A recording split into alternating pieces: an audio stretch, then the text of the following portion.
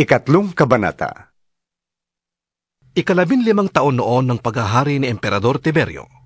Si Poncio Pilato ang gobernador sa Judea at si Herodes ang pinuno sa Galilea. Ang kapatid nitong si Felipe ang pinuno sa lupain ng Iturea at Traconite at si Lisanias ang pinuno sa Abilinia.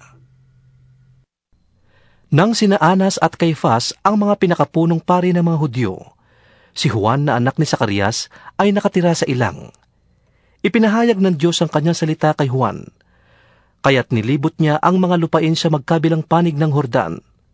Siya'y nangaral, "Talikdan ninyo ang inyong mga kasalanan at magpabautismo kayo, upang kayo'y patawarin ng Diyos." Sa gayon, natupad ang nakasulat sa aklat ni Propeta Isaias. Ito ang pahayag ng isang sumisigaw sa ilang.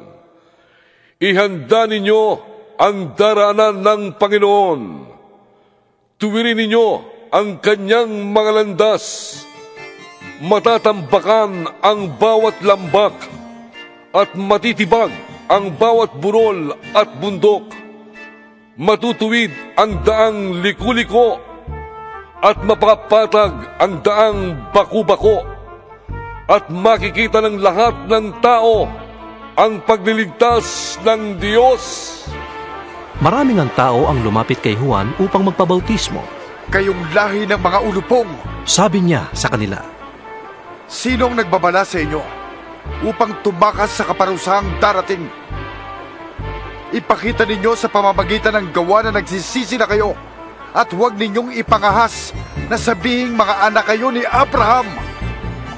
Sinasabi ko sa inyo na maging sa mga batong ito ay makakalikha ang Diyos ng mga tunay na anak ni Abraham.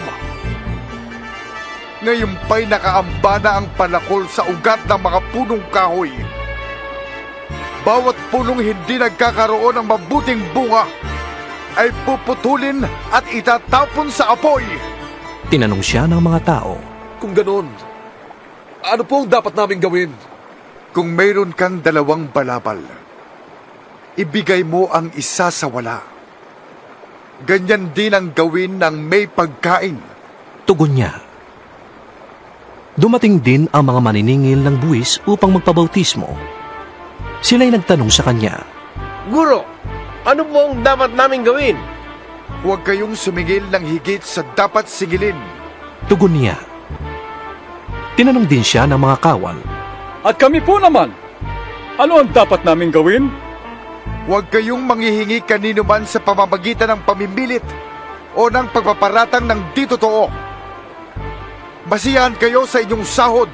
sagot niya. Nananabik noon ang mga tao sa pagdating ng Mesiyas, at ang akala ng marami ay si Juan na ang kanilang hinihintay. Dahil dito, sinabi niya sa kanila, "Binabautismuhan ko kayo sa tubig. Ngunit ang darating na kasunod ko, ang magbabautismo sa inyo sa Espiritu Santo at sa apoy.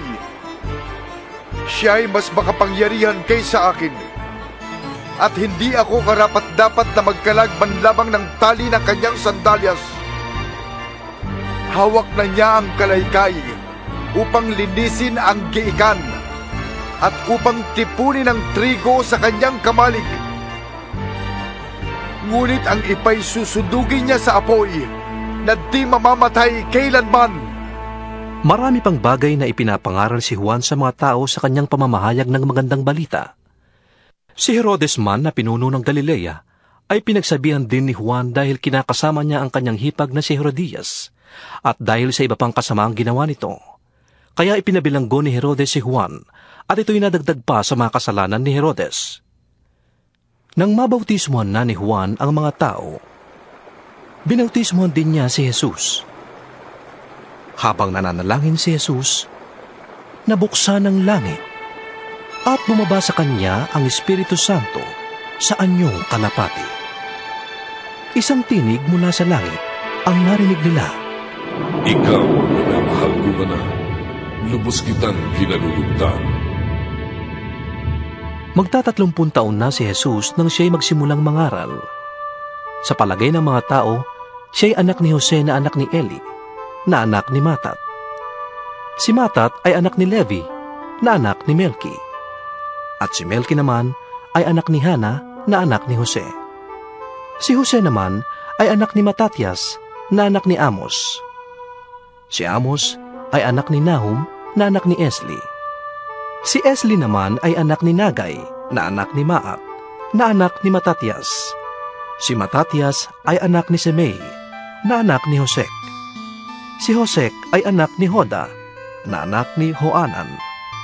Si Hoanan naman ay anak ni Resa, na anak ni Zorobabel. Si Zorobabel ay anak ni Salatiel, na anak naman ni Neri. Si Neri ay anak ni Melki, na anak ni Adi. Si Adi ay anak ni Kosam, na anak ni Elmadam, na anak ni Er.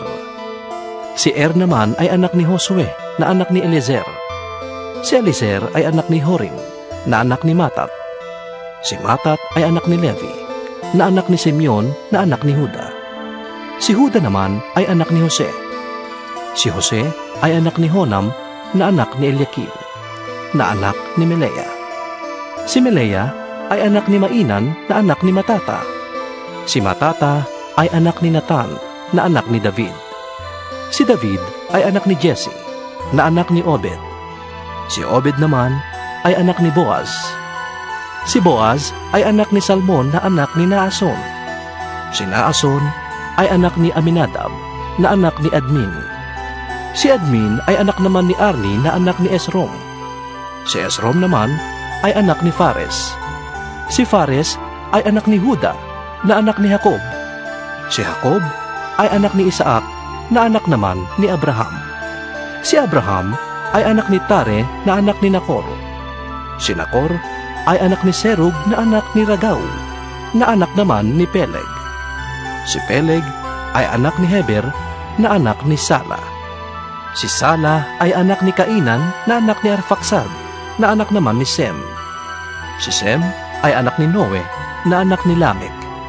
Si Lamek ay anak ni Matusalem, na anak naman ni Enok.